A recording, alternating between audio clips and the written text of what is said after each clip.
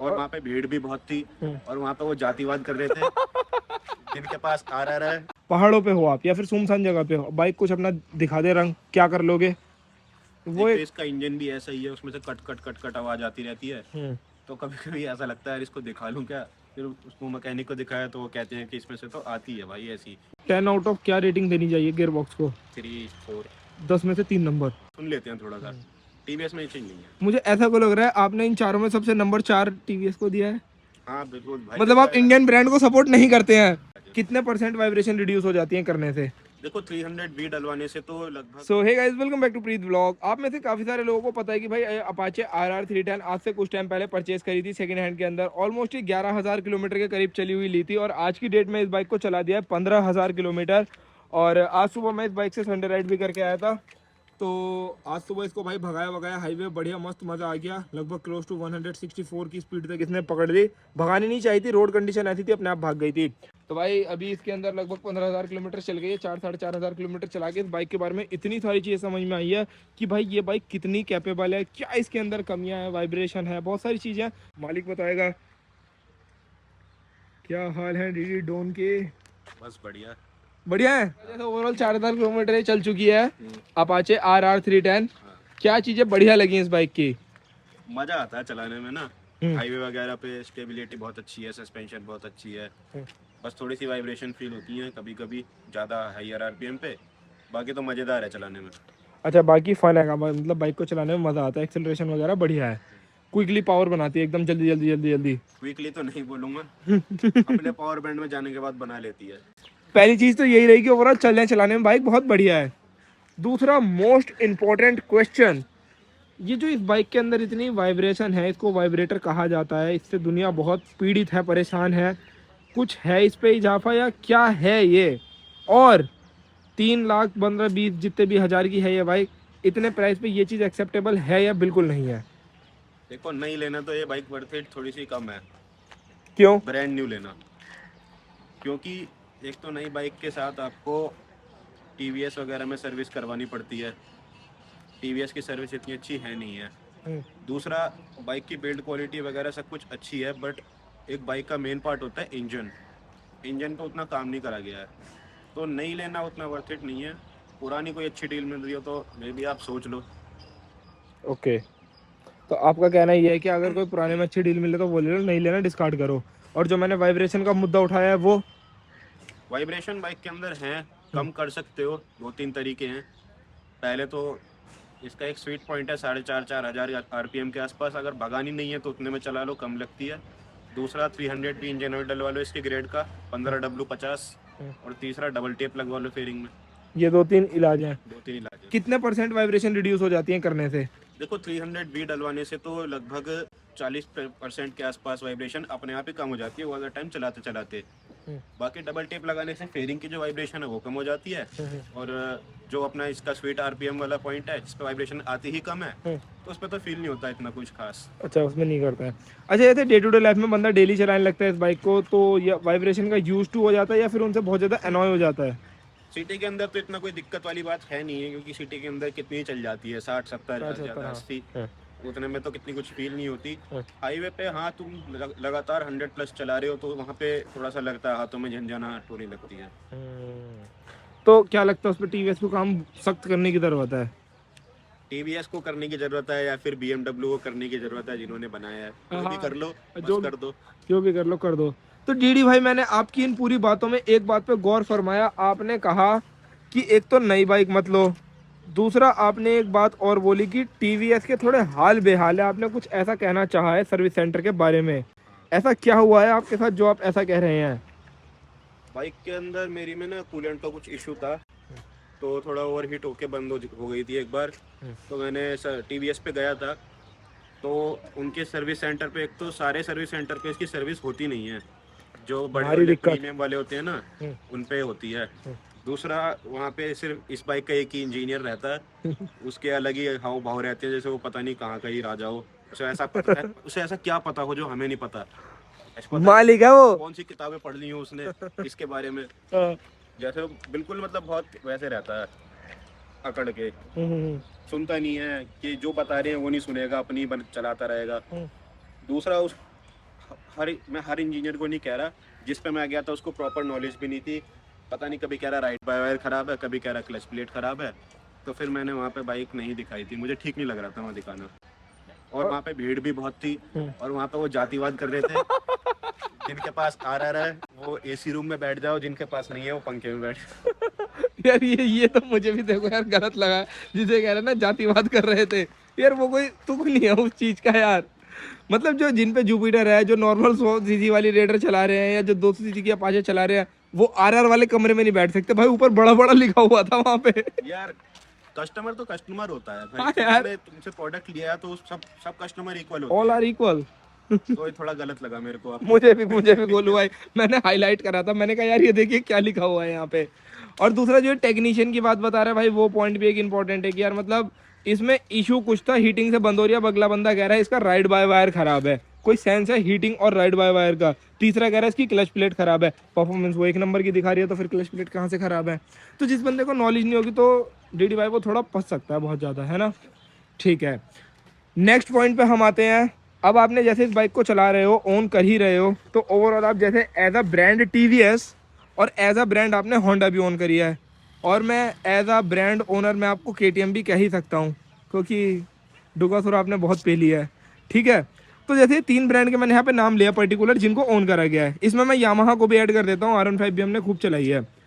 इन 4 brand में से जैसे बोला जाता है कि मतलब यामाहा बहुत रिलायबल है, होंडा बहुत रिलायबल है, आधी रात लेके निकल जाओ कोई टेंशन नहीं है।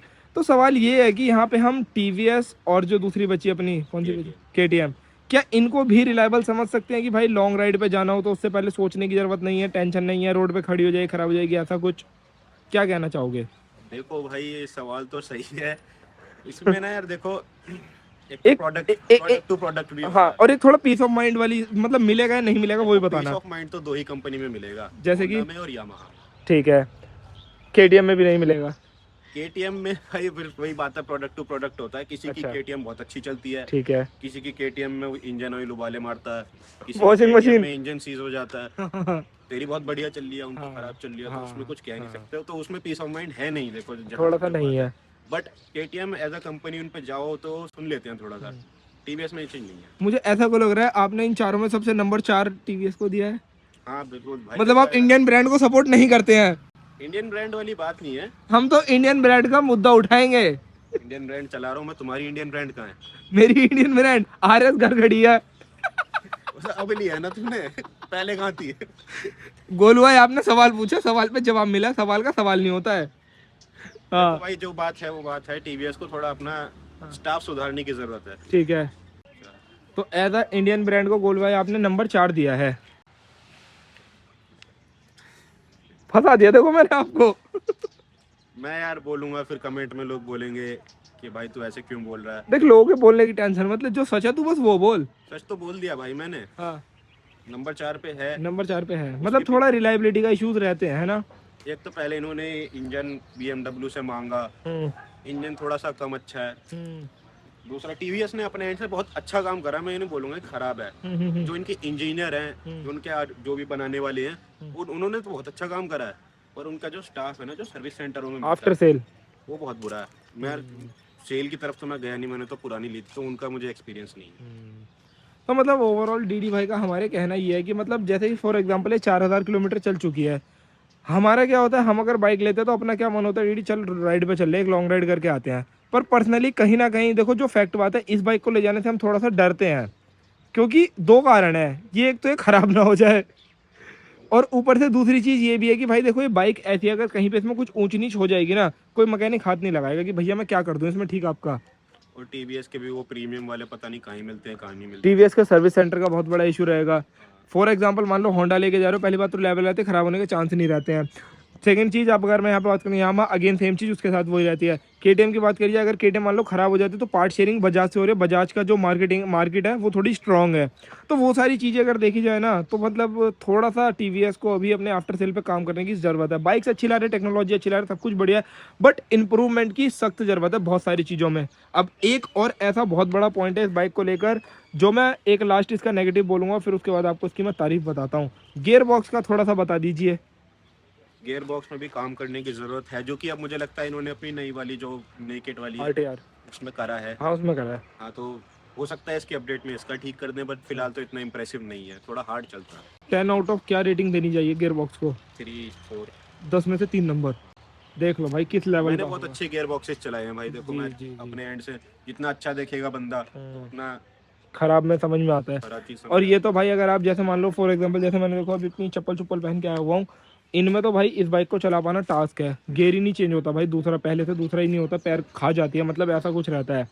अब अगर थोड़े इसकी अच्छाई की मैं यहाँ पे बात कर लेता हूँ तो डीडी भाई थोड़ा इसकी हाईवे स्टेबिलिटी के बारे में बताओ, फिर मैं भी बताना चाहूंगा। आज मैंने सुबह टेस्ट करी है दबा के। है। बहुत अच्छी है, कहीं नहीं जाती, मतलब ऐसा जैसे बाइकों में डैम्पर वगैरह होते हैं ना, हाँ हाँ। ऐसे डैम्पर वैम्पर की नीड नहीं है, बहुत बढ़िया चलती है और बहुत हाई स्पीड पे चलो कोई दिक्कत नहीं है, एकदम सही चलती है। कोई गड्ढे वड्ढे भी आ जाए ना, थोड़ा बहुत उछाल उछाल भी मार तो कहीं नहीं जाती। स्टेबल चलती है, बहुत तगड़ी चिपक के चलती है भाई। आज सुबह मैं इस बाइक को संडे राइड पे लेके गया, मैं चला रहा था, जेन्युइन बता रहा हूँ, मैंने डीडी जब मीटर देखा ना तब मुझे पता चला 150-155 चल रही है, वरना ऐसा लग रहा था मुझे जैसे कि 100-110 चला रहा होता हूँ। और जैसे कि इस बाइक में बहुत ज़्यादा एग्रेसिवली नहीं बैठना है, तो विंड ब्लास्ट के बारे में क्या कहना है?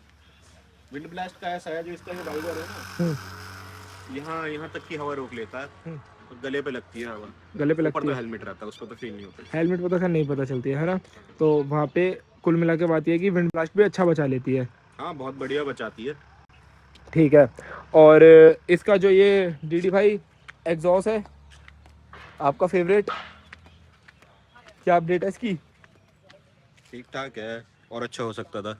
है ना, ये लुक खराब करता है। और एक चीज और है इस बाइक के अंदर, अब जैसे कि इसके अंदर पीछे से एक टायर अगर हटा रखा है तो यहाँ से बाइक बहुत हैवी, और टायर ऐसा नहीं लगता 1.5 सेक्शन, ऐसा लगता है छोटे सेक्शन का टायर है इसके अंदर। हाँ ये भी है, ऐसी इसका थोड़ा देखा ऐसी है। थोड़ी सी फील देता है ये।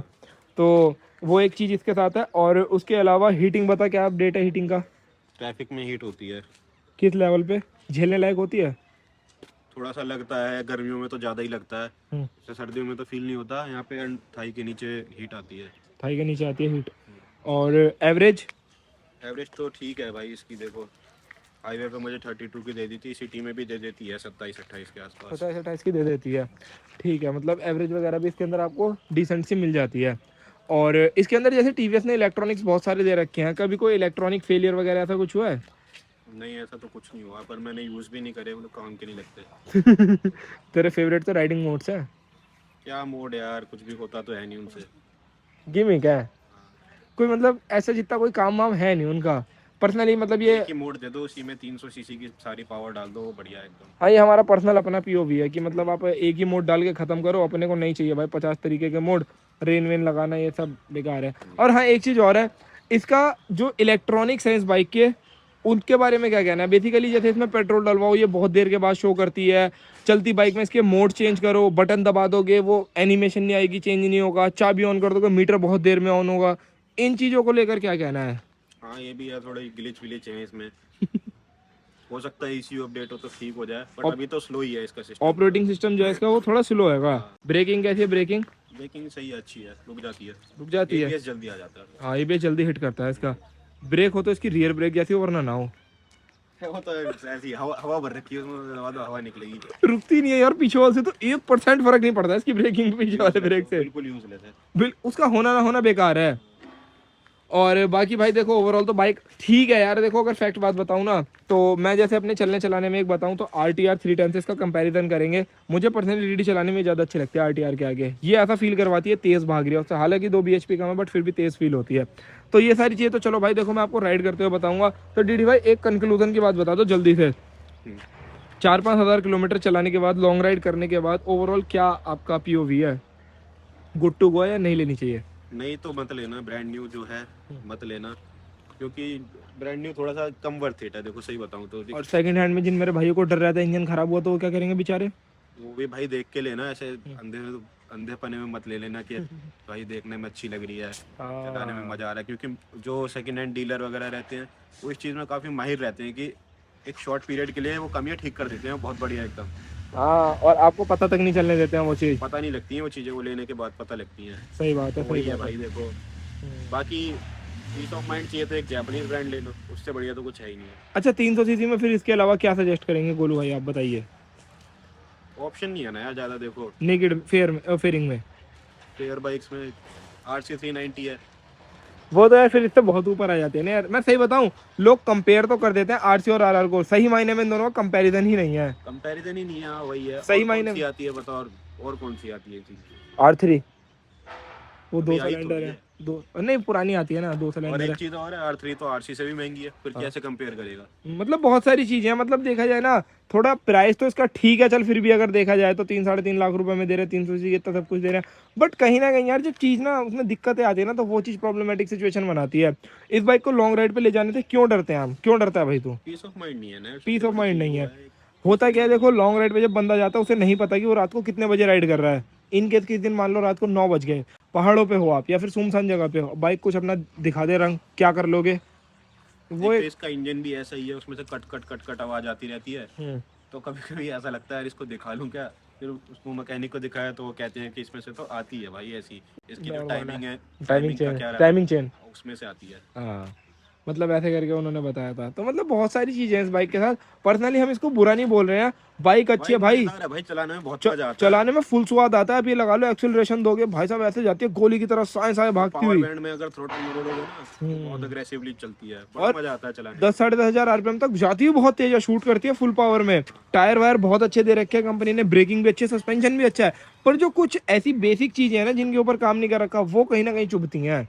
अब ये वाइब्रेशन एक बहुत बड़ी हेक्टिक चीज है इस बाइक की, वो तो हमने बहुत हद तक सुधार रखे हैं। मैं आपको एक अगर कहोगे तो वीडियो बना के बता दूंगा भाई वाइब्रेशन कैसे सुधारे कैसे नहीं सुधारे, या फिर एक रील डाल देंगे इंस्टाग्राम पे, जाके फॉलो कर लेना, वहाँ आपको मिल जाएगी। तो डीडी भाई आप और कुछ बताना चाहेंगे अपनी गड्डी के रिगार्डिंग? बाकी तो सब बढ़िया है भाई, देखो, और जिसको पसंद है तो ले भी लो, ऐसी कोई दिक्कत वाली बात नहीं है, चलाओ मजे करो, और क्या है। बस थोड़ा सा पहले से प्रिपेयर रहना थोड़ी सी वाइब्रेशन। मेंटेन करके रखो, कुछ नहीं होता है, KTM हो ये हो, कुछ नहीं होता, बस मेंटेन करके रखनी होती है। सीट वीट तो बहुत अच्छी होती है इसकी, है डीडी भाई? सही है सीट। यार इसकी सीट अगर ये डीडी ये लोग ऐसे यूं यूं ना देके तो क्या दिक्कत थी यार, पता नहीं ऐसे क्यों दे रखी है, ऐसे फ्लैट दे देते तो ज्यादा बढ़िया रहती, मुझे जो लगता है। क्या कहना मालिक? ठीक है, थोड़ा सा हो सकता है डिजाइन की वजह से उठा दियो, हाँ। और तो ऐसे ही है। तो लो भाई RTR 310 भी आ गई, क्या हाल चाल है? बढ़िया हो रहा है भाई। तुम्हें तो जाम मिल रहा था। क्या हो रहा है? बहुत जाम था भाई। इतने झूठे हो यार तुम, अरे एक भाई नंबर देखना के चलना यार। साथ में ना। मैं तो नहीं जा रहा। चलो फिर ठीक है गाइस, मिलते हैं नेक्स्ट वीडियो में। Till then bye bye, take care, signing off Preet. The Don ने सारी बातें बता दी हैं, तो ऐसा कुछ इसका फीडबैक है, इसके हमारे पास मालिक साहब आ चुके हैं, इसका एक ओनरशिप रिव्यू बना देंगे। चलो फिर मिलते हैं नेक्स्ट वीडियो में, टिल देन।